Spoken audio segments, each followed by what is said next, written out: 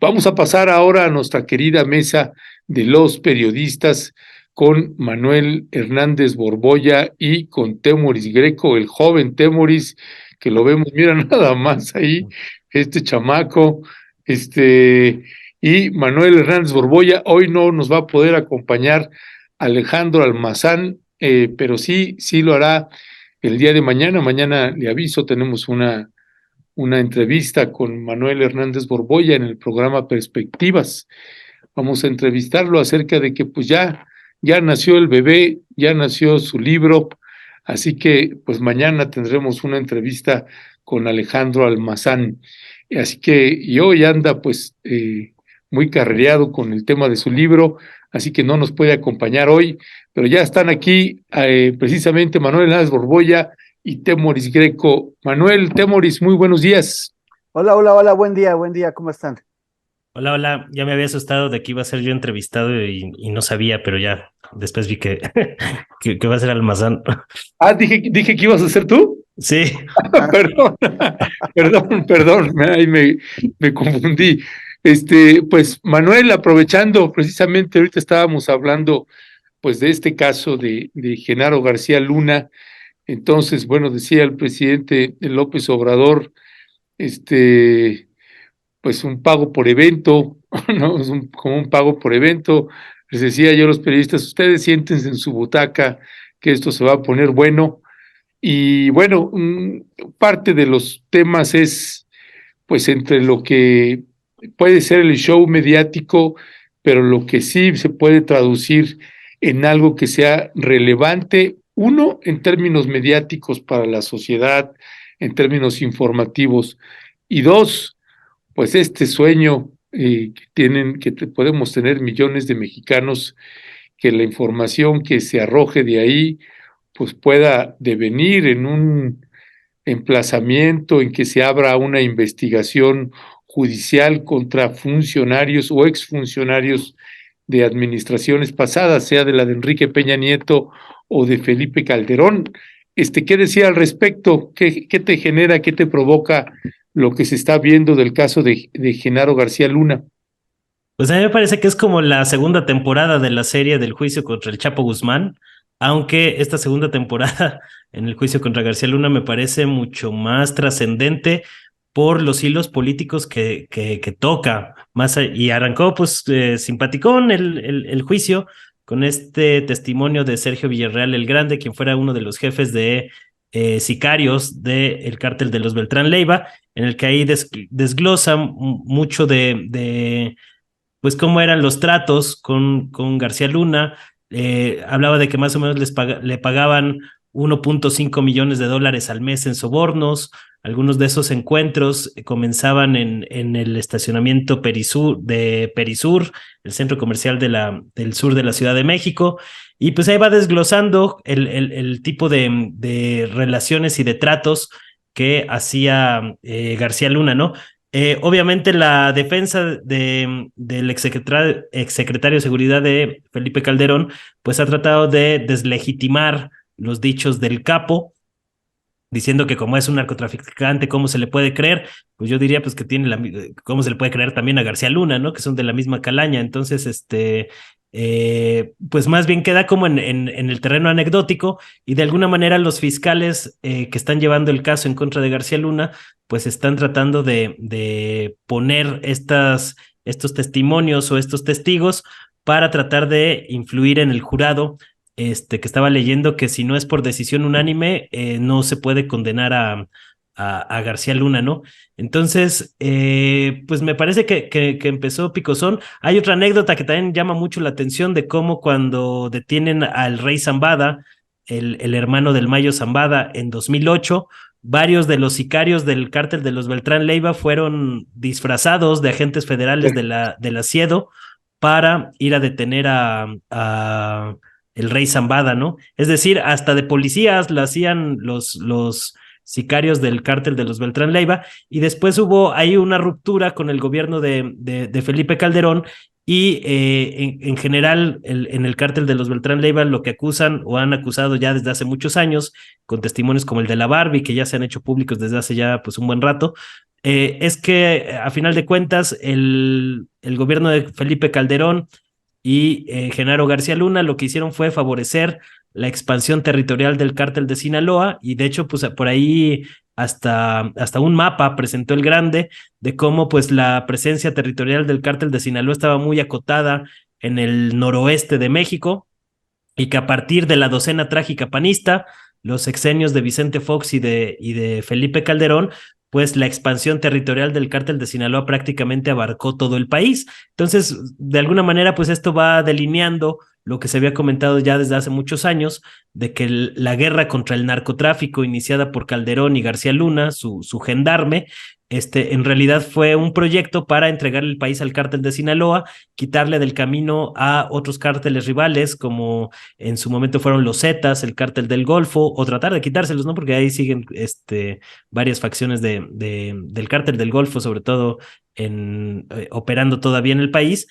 Y en algún momento, pues los Beltrán Leiva, que eran parte del cártel de Sinaloa, pues acaban también peleando con ellos y por ende fueron perseguidos durante el gobierno de Felipe Calderón.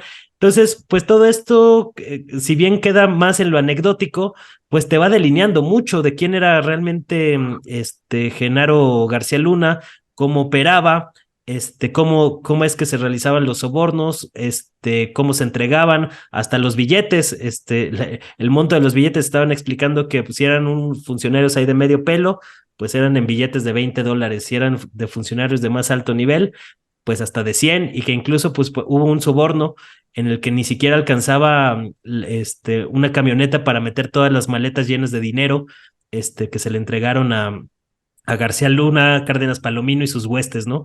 Entonces me parece que empezó bien el juicio como para calentar motores. La defensa de García Luna insistió mucho en que no se presentó una sola evidencia, una prueba documental, ninguna grabación, ningún mensaje telefónico, nada que pudiera sostener los dichos del Grande. Y pues ahí están como en el estira y afloje, ¿no? Lo que sí me parece lamentable es que luego pues, las coberturas mediáticas de algunos medios como El Financiero, que estaba ahí tratando de hacer una telenovela de amor de García Luna, Sí, en medio de una narcoserie, pues es una cosa patética, ¿no? Que habla mucho de cómo varios medios en la prensa corporativa, pues parece que traen la brújula perdida, y a otros también los he visto, pues ahí minimizando el tema, como que no está saliendo gran cosa en la prensa corporativa, lo están llevando como muy a la de a fuerza, nada más para que no les reprochen después que no lo están llevando. Y creo que son pocos los medios que pues sí se han metido al tema. Creo que Milenio es uno de los que sí le ha metido más candela a ese asunto y algunos otros periodistas por su propia cuenta, ¿no? Entonces, pues es interesante cómo se está empezando a manejar esto. Van a ser 8 semanas de juicio. Vamos a ver qué otras cosas presentan los fiscales. Yo creo que en algún momento tienen que presentar pruebas o algo más contundente. Y yo lo que sinceramente todavía no acabo de entender es cuáles son las motivaciones detrás de algunos altos funcionarios del gobierno de Estados Unidos para sentar en el banquillo de los acusados a García Luna. Todavía no me queda claro, que también llama la atención cómo en la parte de su defensa, García Luna mostró algunas imágenes o algunas fotografías junto a la entonces secretaria de Estado Hillary Clinton, junto al ex procurador Eric Holder y junto al expresidente Barack Obama, como para decir, bueno, si yo caigo, pues se va a saber que aquellos con los que tenía relación también sabían de estos asuntos o de alguna manera también eran culpables. Entonces yo no sé hasta qué punto las grillas internas y la disputa por el poder interno en Estados Unidos han derivado en que se siente en el banquillo de los acusados a García Luna, pero me parece que todavía hay una motivación política por parte de los estadounidenses que no estamos alcanzando a ver o a dimensionar adecuadamente. ya. Gracias, Manuel. Temoris Greco también, pues bueno, como esto que ya se circuló muchísimo en los medios, pues $1.500.000 mensual, pues 30 milloncitos mensuales, no está nada mal de estar cobrando, pero bueno, son muchas historias, hay algún cierto escepticismo de que esto pueda traducir en algo penal o jurídico contra algún exfuncionario en México, pero bueno, pues las en todas las ventanas están abiertas. Y ciertamente ahorita esto que señalaba Manuel Hernández Borbolla, de medios de comunicación como el Financiero o como el Universal, que pues terminan publicando casi como le manda los besos y los corazones Genaro García Luna a su esposa o a su hija, y pareciera más bien, esa es la impresión que me da, que es qué tipo de convenios tenían estos medios de comunicación con Genaro García Luna, que hasta en esta situación lo siguen defendiendo. Y usted como audiencia que nos está escuchando, disculpe, hoy no pudo estar Temoris, está su hermanito menor que nos está acompañando, así que, pues Temoris Junior, buenos días. Este, no, lo que pasa, no, sí soy el mismo. Lo que pasa es que cuando la gente no está de acuerdo conmigo, me dice, rasúrate y peínate. Entonces ya me rasuré, mañana toca peinarme. A ver si ya digo algo más coherente. Este, bueno, sí, esto del Financiero o del amor entre García Luna y su esposa y que de pronto se convierte en nota con titular y todo. Me recordó, o sea, lo hemos visto antes y lo hemos visto como en todos los espacios. Me recordó en particular un libro sobre la noche de Iguala, en el que hay un capítulo entero dedicado a exonerar a María de los Ángeles Pineda y a José Luis Abarca, el exalcalde, y bueno, pues todo presentándolo del punto de vista de ellos, o sea, es la argumentación de ellos a través de alguien más, y incluso hasta ahí la transcripción de una carta de amor de cuando eran jóvenes, cuando José Luis estaba ligando a María de los Ángeles, y cosa como si tuviera algún tipo de relevancia periodística, ¿no? O sea, es absolutamente, o sea, no importa eso, qué es lo que están haciendo, qué es lo que, o sea, qué imagen están intentando crear, están intentando que García Luna se convierta en víctima. El periodista Francisco Cruz, que publicó un libro que se llama García Luna, el Señor de la Muerte, tuvo acceso a distintas informaciones y habló con gente ligada a la seguridad o a la inteligencia de García Luna en aquellos tiempos. Y con base en esto, en su libro y luego también en entrevistas que ha dado, ha comentado cómo García Luna tenía tanta seguridad de su crecimiento político que ya tenía planeada su campaña presidencial. Y no solamente planeada, sino quién iba a ayudarle en su campaña presidencial. Entonces, según Paco Cruz, Raimundo Riva Palacio iba a fungir como una especie de jefe de prensa. Y además iban a estar pues muchos de estos personajes, o sea, Oscar Mario Beteta, López Dóriga, Loret de Mola, Ciro Gómez Leiva, hasta Leonardo Curcio es mencionado por Paco Cruz como uno de los que iban a hacerle o ayudarle en la campaña a García Luna. Y así estoy en el caso porque, bueno, me acaba de comentar mi hermano, no lo he visto yo, pero un momento antes del programa Coista me dijo que Ciro Gómez Leiva acaba de salir en la defensa de García Luna. Y como parte de esta defensa contó que me parece que fue en 2008 cuando hubo un secuestro de 4 periodistas en la región de La Laguna. Uno de ellos de multimedios, o sea, de Milenio y de otros medios, cámaras así. Y parece que, según me cuenta mi hermano, Ciro dijo de plano, pues, o sea, sin García Luna no hubieran podido ser liberados. García Luna hizo todo lo posible por liberarlos. Pues claro, García Luna les estaba hablando a sus cuates, ¿no? Así como que, oye, hazme el paro, pues deja a estos libres para que no tengan más problemas. O sea, es como un cinismo muy largo, muy grande, que además tiende o apunta a consolidar esas versiones de que estos periodistas y algunos medios de comunicación tenían una relación de dependencia económica con respecto a García Luna y los millones que manejaba. Lo que a mí me molesta es que otra vez estamos en un caso en el que la mayor parte de lo que se dice, 80% de lo que se dice, tiene que ver con las alineaciones políticas de la gente. O sea, contrastemos el arresto y las acusaciones que se hicieron contra el general Cienfuegos con las que se están haciendo ahora. ¿Cuántos segundos fue? Es que nos caímos, Temoris y Sí, Manuel. sí. O sea, déjame ver hasta dónde está. Y las acusaciones que se hicieron contra el general Cienfuegos con las que se están haciendo ahora. Ok. Bueno. ¿Cuántos segundos fue? Ya estamos arriba. Ya, ok, ya estamos ahí. Bueno, es que nos caímos, Temoris y Sí, Manuel. sí. Tuvimos una falla técnica, nos caímos. Déjame ver hasta dónde está. Déjame, voy a decir. Ok, tuvimos una falla técnica y ya estamos nuevamente al aire. No vamos a poder pasar algunas imágenes. Teníamos un video también para el siguiente tema con respecto de los dichos del presidente Andrés Manuel López Obrador. Ya vamos a poder salir.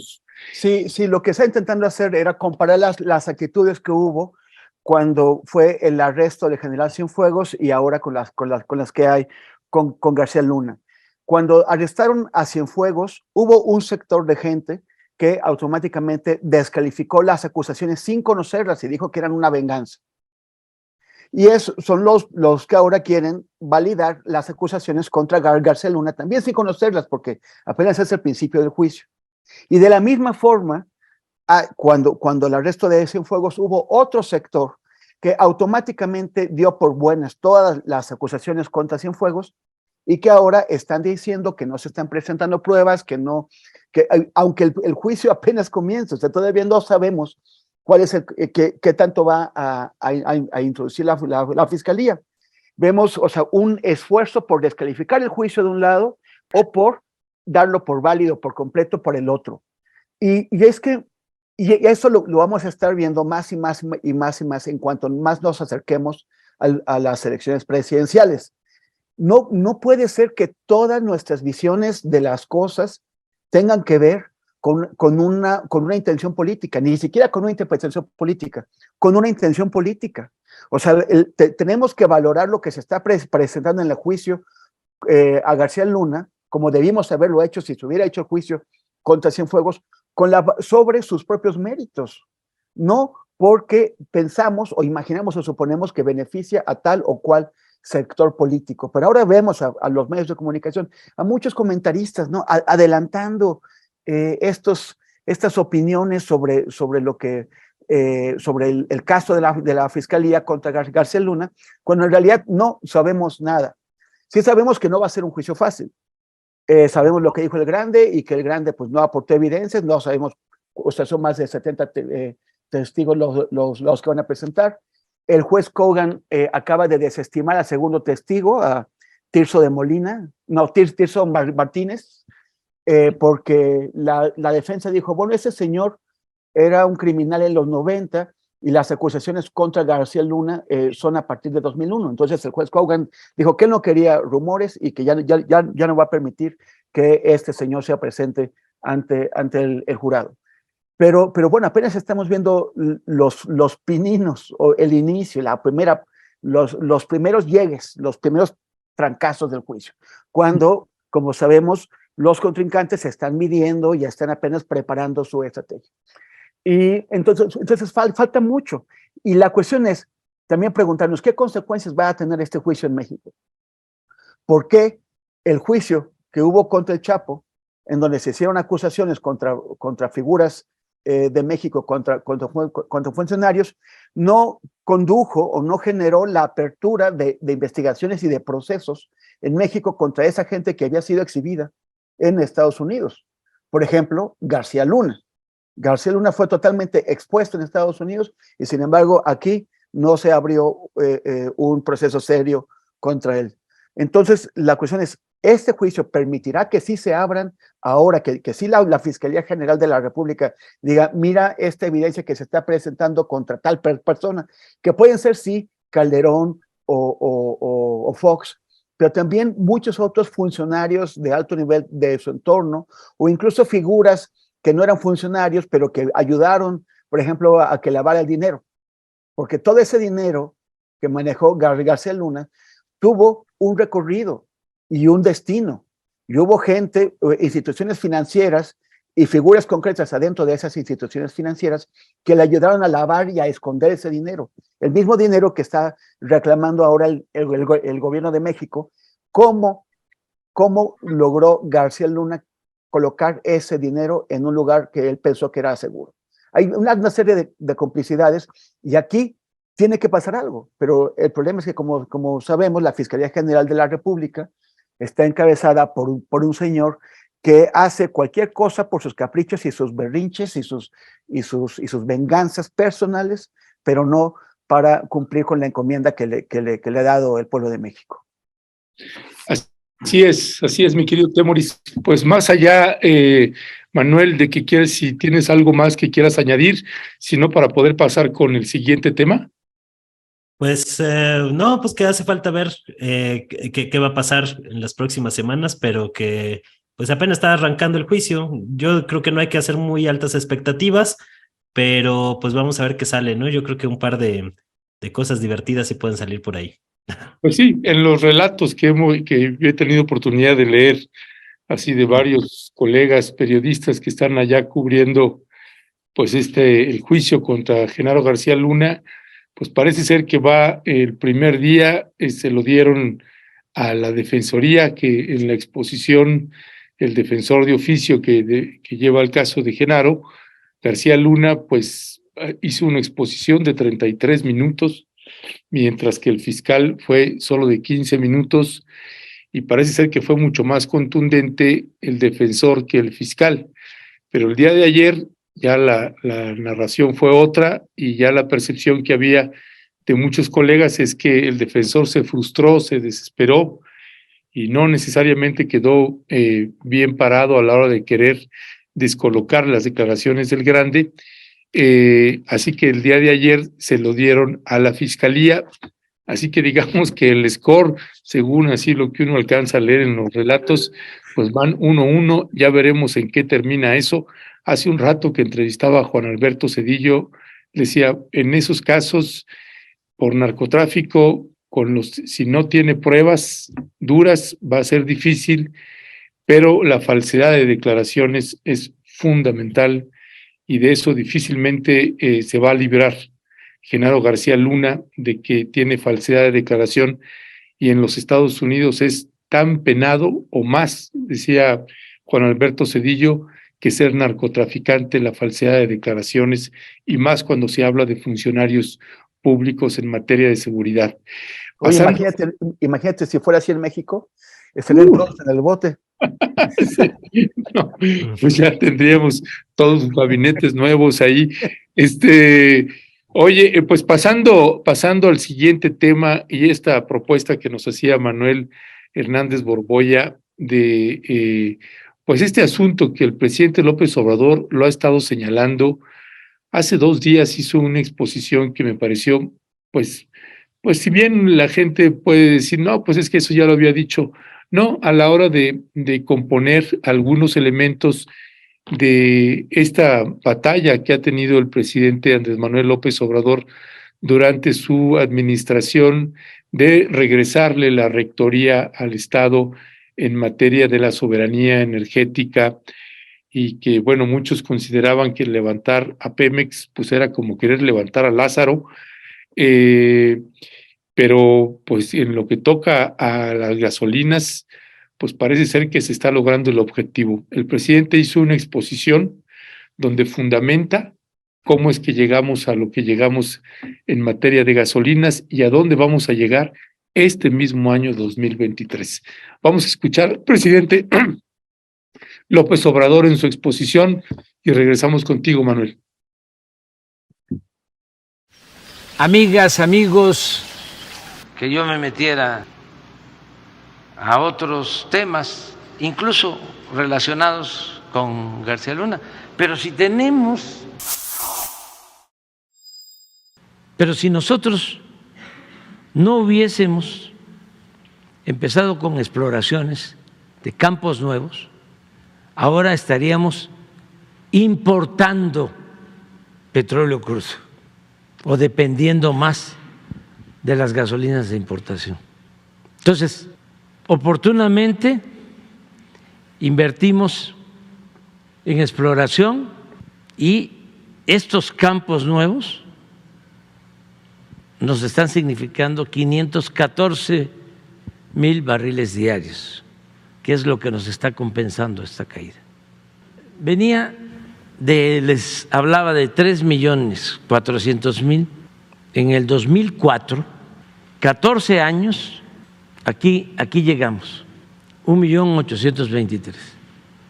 O sea, del 2004 al 18, casi se perdió la mitad, y era así. Todavía, algo muy parecido a lo de la violencia, que iba hacia arriba y nos llevó,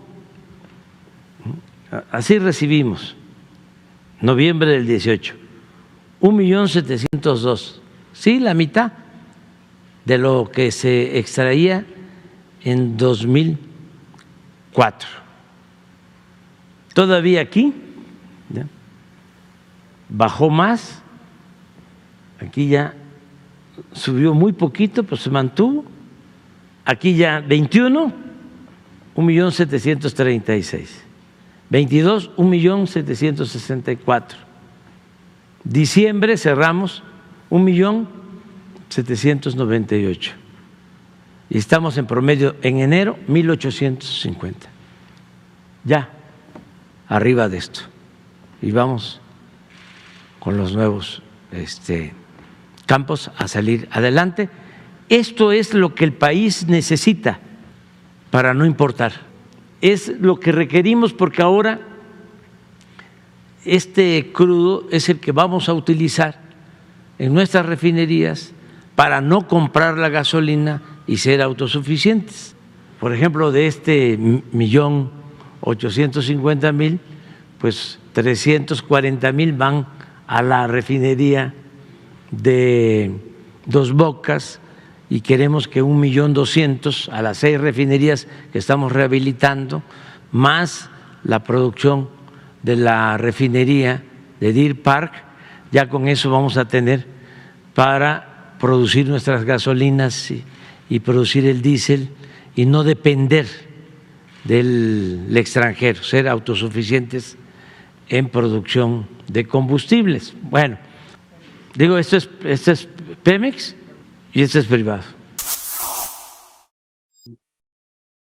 Manuel Hernández Borboya, ¿qué decir de estas decisiones y de la condición actual en materia de las gasolinas, que además está estrechamente relacionado con la inflación que podamos tener en nuestro país, como la están padeciendo en otros países? Hablo en materia de combustibles en México, pero pues que también ha impactado en otros países con lo que sucede en Ucrania y Rusia. ¿Qué decía al respecto?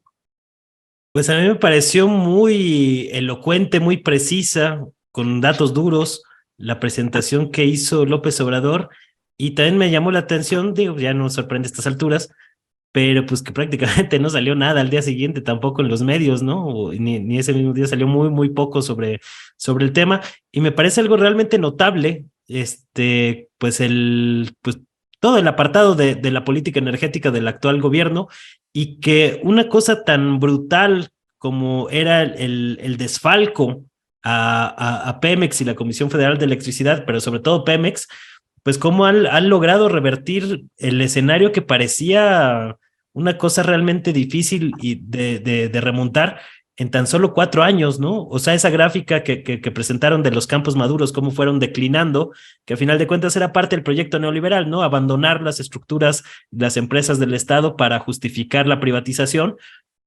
Y es muy contundente cómo con la apertura de campos y de yacimientos nuevos, pues más o menos se ha compensado ese déficit histórico que se venía arrastrando, y que al mismo tiempo, pues la manera en que se ha aumentado la capacidad de refinación, estaba diciendo López Obrador que más o menos las refinerías, las 6 refinerías más la de Estados Unidos, ahora Deer Park, que con las que cuenta México, cuando ellos llegaron, estaban trabajando como a un 30%, 40, 50% de capacidad.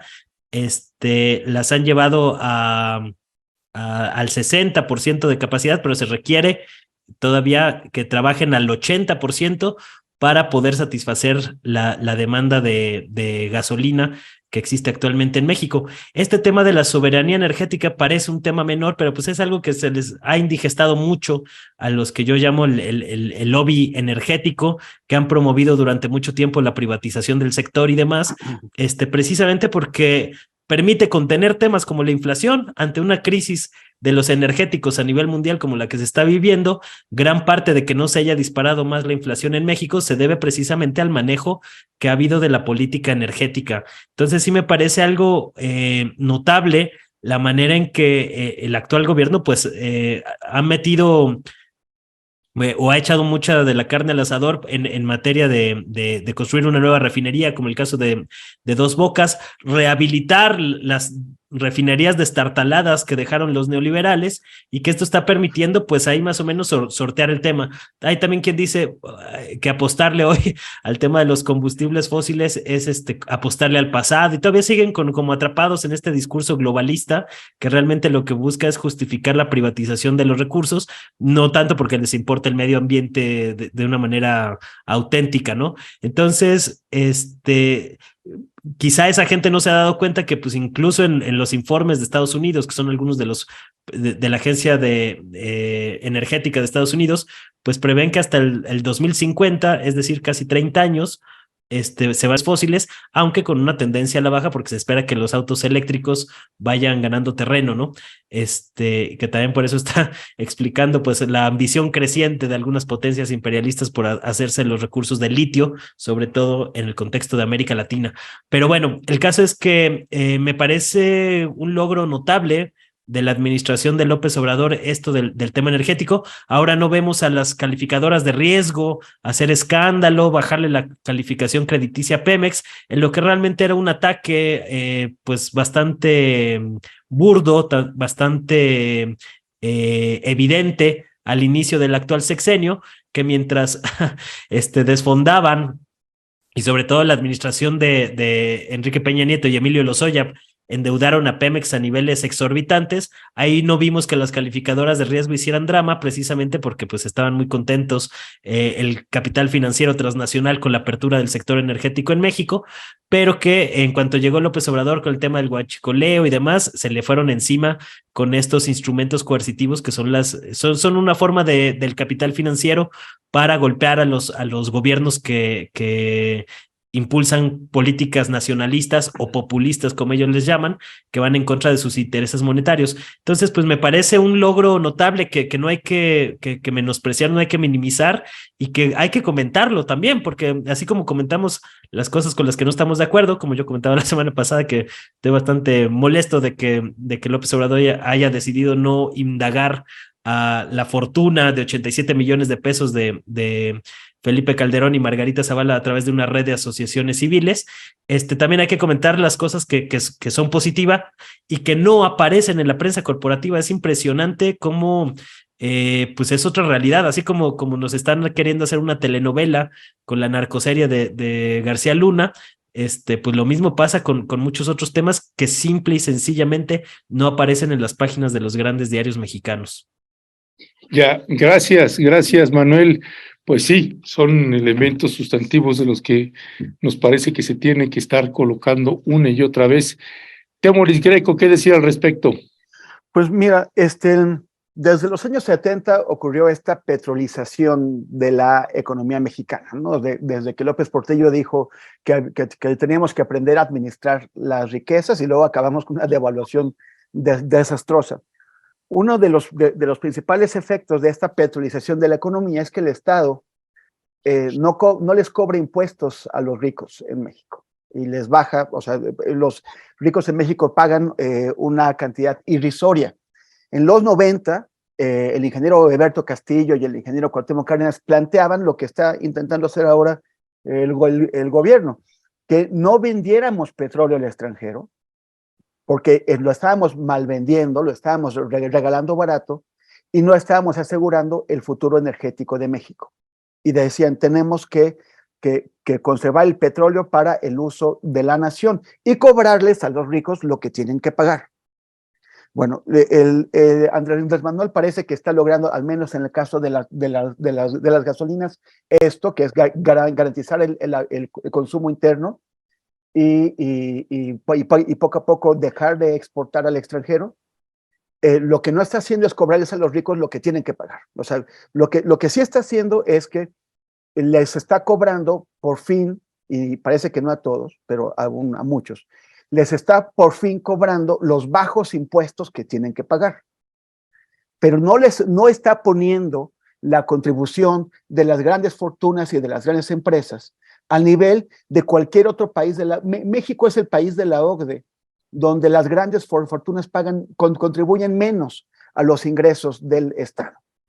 Entonces, esto tiene que cambiar si efectivamente vamos a lograr depender solamente de lo que, a reservar el combustible que se produce en México al consumo interno. Ahora, este tema de ideologizar el cambio de la forma en que utilizamos las energías en México no nos está ayudando a enfrentar los retos. Sí, efectivamente hay grandes intereses económicos internacionales, grandes intereses, que ya vieron que las llamadas energías verdes, que muchas de ellas son muy cuestionables, pero que las llamadas energías verdes son uno de los grandes negocios del futuro y quieren apostarle todo a eso. Pero el que haya esos intereses no descalifica la transición energética por sí, porque tenemos que dejar de usar combustibles fósiles, porque el calentamiento global es una realidad, está ahí y lo estamos viviendo cada día con mayores evidencias y con mayor gravedad, con mayores impactos. Está pasando, tenemos que hacer que nuestras economías, que las economías del mundo y en particular la que nos toca a nosotros, que es la de México, cambie. No es ahí es una cuestión que va más allá de los imperialismos, de los distintos imperialismos, de todos los que hay, más allá de las distintas hegemonías que hay. Es una cuestión de supervivencia de la raza humana. El otro día estaba viendo en la conferencia esta de la ultraderecha, trajeron a este locuazo ultraderechista argentino que se llama Javier Milei, que decía que cómo es posible que se quiera salvar el mundo a costa de la humanidad, que por salvar el mundo van a matar a la humanidad. O sea, es una manipulación. Cuando decimos salvar el mundo, en realidad no estamos diciendo salvar el mundo, porque el mundo con o sin humanidad va a seguir dando vueltas. O sea, esto no va a cambiar. Cuando decimos salvar el mundo, es salvar los espacios que sean habitables para la gente, habitables para la humanidad. O sea, estamos hablando de salvar la humanidad. Entonces, eso tiene que pasar y tenemos que seguir invirtiendo. El tema del litio, de que se haya modificado la Constitución para reservar el litio para la propiedad del Estado, es un gran paso en ese sentido. Pero se tiene que dar más pasos para que podamos lograr esa transición energética y dejar de depender de los combustibles fósiles. Eso es urgente y no podemos seguir dando vueltas. Ya, gracias, Temoris. Pues déjame, aprovecho ahí, Manuel y Temoris, un comentario que alguien hace de la audiencia, que es Marco Sánchez, que dice: yo sigo viendo financieramente pérdidas en Pemex. Cuando hablan de rescate, ¿qué pensarán que es? Y dice Marco Sánchez: en el tercer trimestre de 2022 hubo una pérdida de 52,033 millones de pesos, y luego hace otra cuenta ahí que dice: yo puedo incrementar la producción 1,000% y las ventas 5,000, pero lo importante al final es la utilidad.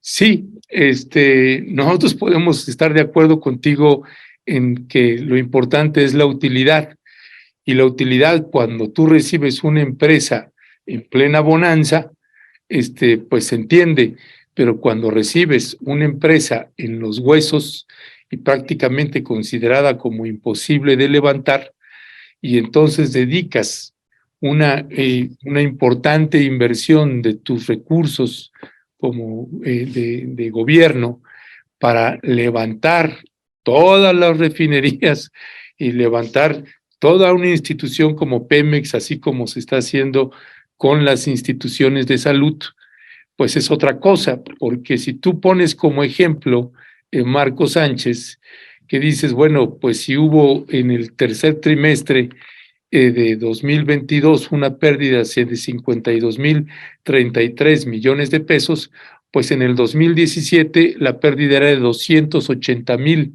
millones de pesos, es decir, 770.000 millones de pesos trimestrales. Por eso creo que hay que también ver las cuentas de cómo estaba antes, cómo está ahora en la lógica de una inversión para tratar de rescatar. Si no entiendes qué es rescatar, pues esperemos que esto te dé algunas pistas de a qué nos estamos refiriendo, o si no te fue, eso lo decimos por si no te fue suficiente, la exposición que hacía el presidente López Obrador de todo ese declive y toda esta nueva exploración que permitió salir a flote y que estaríamos peor. Yo, esta parte, déjenme, Manuel y Temoris, detenerme tantito todavía en este tema, porque a mí sí me parece, yo no me quiero imaginar cómo estaríamos ahorita en este 2023 si hubiera quedado Mid o Anaya y hubieran mantenido la misma lógica de no rescatar absolutamente nada, ni en materia de salud, ni en materia de educación, ni en la recuperación de energéticos o este intento también de rescatar la soberanía alimentaria, y que no es un asunto que se resuelva en 4 años o en 6, pero no, o en 8, pero que no quieras ver cuál ha sido el proceso, ¿no? De otra vez tratar de partir de 0 o de -5 y tratar de recuperarse, pues en un país que estaba en los huesos, pues sí me parece, y por eso coincido contigo, Manuel Hernández Borbolla, de que hay que estar también colocando eso, porque como se plantea a diario en las mañaneras un tema y en otro, pues casi hasta se normalizó y no genera escándalo ver todos los niveles de corrupción que había. Si el financiero, por ejemplo, tenía reclusorios de los que es dueño y que los administraba, pues sí me parece que son temas importantes que colocar.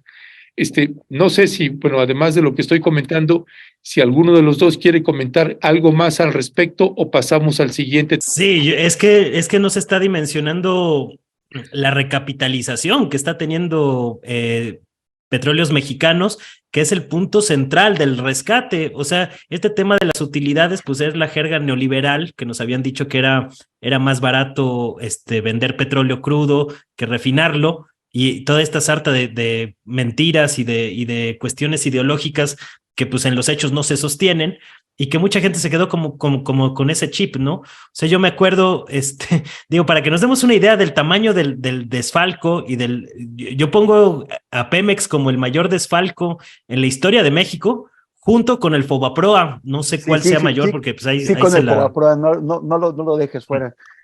Pero van de la mano, van junto con de la mano, porque era más o menos parte del mismo proceso, ¿no? Pero la cantidad y el desfalco que tuvo Pemex es brutal. Yo he visto que, por ejemplo, muchos en redes están haciendo escándalo por el fraude de Segalmex, que pues es un fraude grande de más o menos 10,000 millones de pesos, que dicen es mayor que la estafa maestra que fue de 5,000 millones de pesos. Bueno, pues yo cuando estaba en el Huffington Post, una de las primeras notas que publicamos ahí fue cómo desviaron dinero de Pemex y la Comisión Federal de Electricidad en el gobierno de Peña por 240,000 millones de pesos que quitaron del patrimonio invertido de la nación para meterlo al gasto corriente y robárselo, ¿no? Básicamente 240,000 millones, eso nada más fue una de tantas, ¿no? De todas las que vienen, si juntas lo de Repsol de Calderón, lo de las refinerías, lo de los astilleros en Vigo, y le va sumando el desfalco que tenía Petróleos Mexicanos, es una cosa brutal, y que no se ha dimensionado el papel que ha jugado Petróleos Mexicanos para el desarrollo del país. Si no hubiera existido la expropiación petrolera, no se hubieran podido financiar ni el Instituto Mexicano del Seguro Social, ni la Universidad Nacional Autónoma de México. Es decir, lo que se conoció en la década de los 40 y 70 como el milagro mexicano, simple y sencillamente no hubiera podido existir, que ha sido la época más próspera económicamente en la historia de este país en los 200 años de vida como país independiente, sin la reforma petrolera y la expropiación petrolera de Lázaro Cárdenas, que pues los neoliberales acabaron entregando a los extranjeros, ¿no? También por eso López Obrador al final pues pone ese dato de que el 97% de la producción actual de petróleo sigue en manos de Pemex y solo el 3% a manos de privados, ¿no? Que evidencia una vez más que todo lo que se dijo y nos bombardearon mediáticamente durante 2013, 2014, de que se iba a reactivar la inversión del país y demás, eran mentiras de los neoliberales. ¿Dónde está la inversión? ¿Dónde está la producción del tesorito escondido en las aguas profundas? Eran mentiras para sacar a la mayor empresa estatal que ha tenido este país en su historia. Entonces, el hecho de que en solo 4 años se esté dando pasos importantes para recapitalizar a Pemex, acordémonos que la capitalización es un tipo o el capital es un tipo de propiedad que genera ganancias a partir del valor que genera en términos de producción, ¿no? Es decir, el capital suele ser asociado a los medios de producción, pero no se acota nada más a este.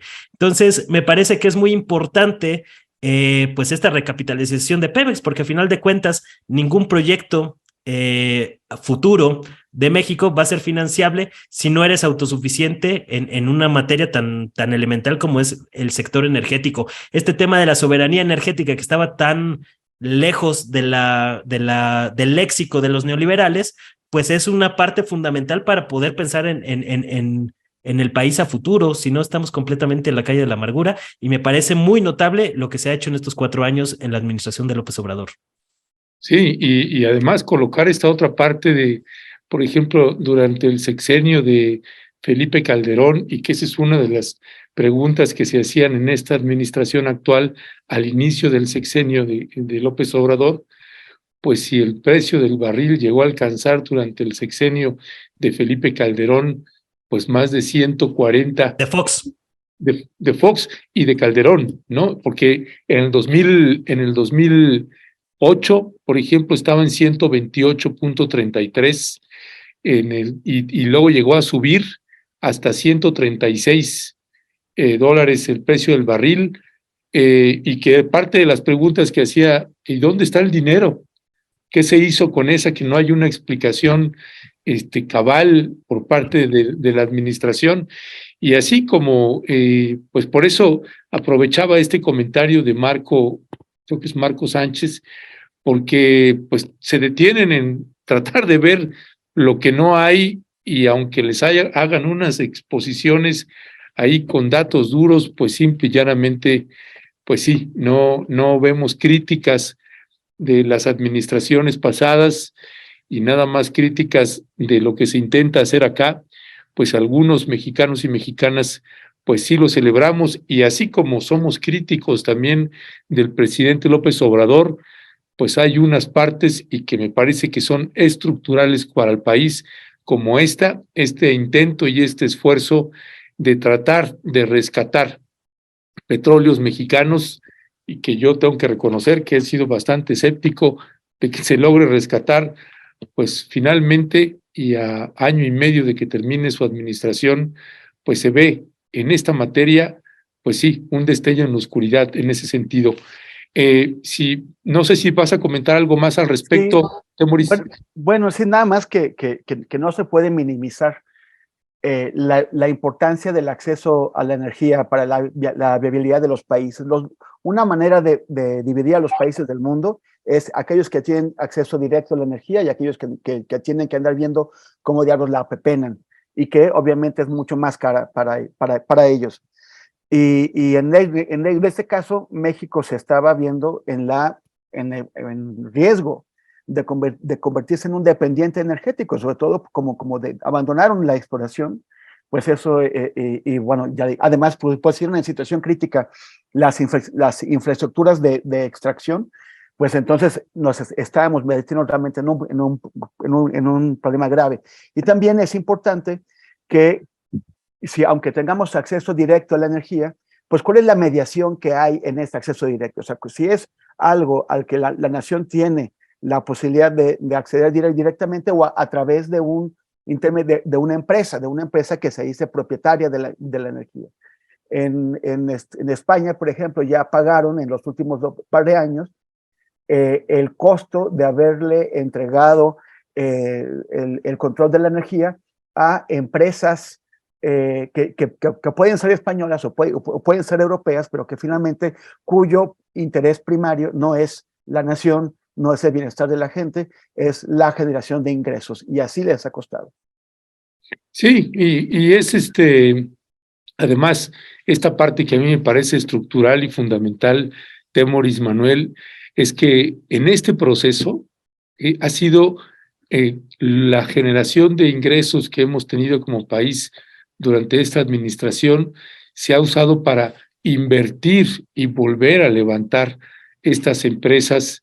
Es decir, esta inversión, pues que se contabiliza como gasto y que evidentemente pues reduce la posible utilidad que se pudiera tener cuando estás intentando rescatar los fierros que habían dejado, los huesos que habían dejado, y aquí estamos hablando solo de Pemex, o sea, en las instituciones de salud es verdaderamente, pero tremenda también en los huesos, y me parece que esa es la parte que, así como somos críticos del presidente en muchos temas, pues esa es la parte que yo más le celebro de esta administración, el rescate de varias de las instituciones de salud, de educación, de soberanía energética, alimentaria, etcétera, etcétera.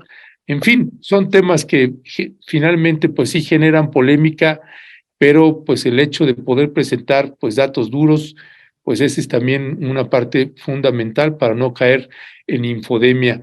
Me gustaría pasar nada más brevemente un comentario, ya porque ya se nos acabó el tiempo, pero Manuel, si pudieras comentar algo, ¿cuál es tu opinión de este encuentro en la CELAC que se está llevando a cabo ahí en Argentina? No fue el presidente López Obrador, pero hay, pues ya está Lula por ahí, es el primer encuentro en el que participa Lula, y se ve ahí a un fortalecimiento aún mayor.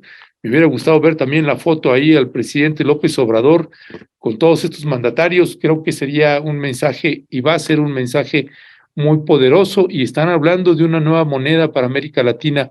Manuel Hernández Borboya, ¿qué decía al respecto? Pues yo lo veo complicado, porque tampoco fue Nicolás Maduro, precisamente porque dijo que tenían información de que les iban a hacer un boicot desde la derecha en Argentina, ¿no? Y yo lo que estoy viendo es que pues el tema central fue la situación en Perú. Ahora hasta Boric, el presidente de Chile, que se había mantenido al margen y no había participado en estos señalamientos que habían hecho los gobiernos de México, Honduras, Colombia, sobre la dictadura que está padeciendo Perú en estos momentos, con más de 50 personas masacradas, reprimidas por los militares. Acabamos de ver imágenes de militares avanzando hacia la región de Puno, mientras el gobierno golpista está ahí instalado y no es tema internacional. Pues ya hasta el mismo presidente chileno Boric ya se pronunció sobre el tema de Perú, ¿no? Entonces, cuando uno investiga por qué no está sonando este tema de Perú en la prensa hegemónica, globalista, occidental, pues es muy evidente, ¿no? Hay al menos 3 reuniones de septiembre a la fecha de la embajadora de Estados Unidos en Perú, que fue exagente de la CIA, con los respectivos ministros de defensa. También ha tenido 3 ministros de defensa en ese periodo el Perú por toda la inestabilidad política, pero de alguna manera pues muestra cómo han ido acompañando y cocinando lo que fue el golpe contra Castillo en diciembre de 2022. Y creo que hay 2 temas estratégicos que Estados Unidos está tratando de tapar o bloquear y que explican su interés en Perú. Uno, pues es la construcción que estaba realizando Perú sobre un megapuerto que pretendía conectar comercialmente a China con Perú, es decir, Estados Unidos está tratando de bloquear la entrada de mercancías desde China hacia Sudamérica. Eso explica una parte. Y la otra, pues como lo acaba de revelar en días recientes la jefa del Comando Sur del ejército estadounidense, pues tiene que ver con la apropiación de los recursos naturales en América Latina, ¿no?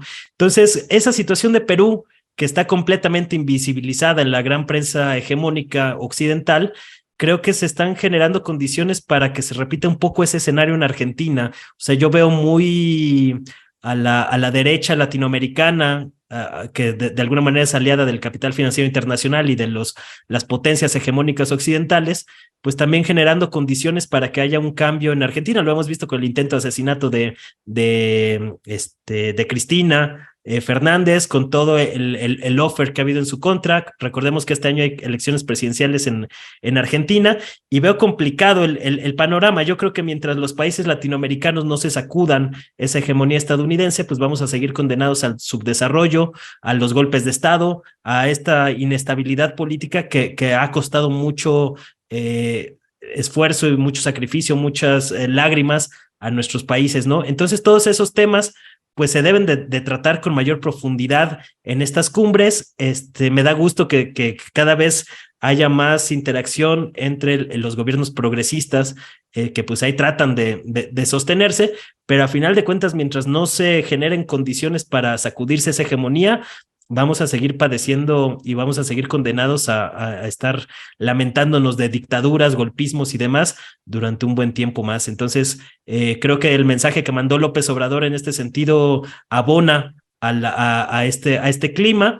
Creo que sí no había condiciones para que asistiera en esta ocasión, pero ojalá que pues pronto veamos una foto de los líderes latinoamericanos con Lula, López Obrador, Petro y compañía, que sería un buen mensaje de unidad para el continente. Así es. Gracias, Manuel. Temoris, ¿con qué cierras con el tema CELAC? Bueno, pues hay muchísimos ángulos y creo que ya no me quedó tiempo, pero nada más comentar 2 cosas. Uno, el presidente López Obrador y el canciller Manuel Ebrard habían propuesto que ya reemplazara la Organización de los Estados Americanos con otra organización, y parecía que la CELAC era como la estructura que podría representar este proyecto. Y el presidente no fue.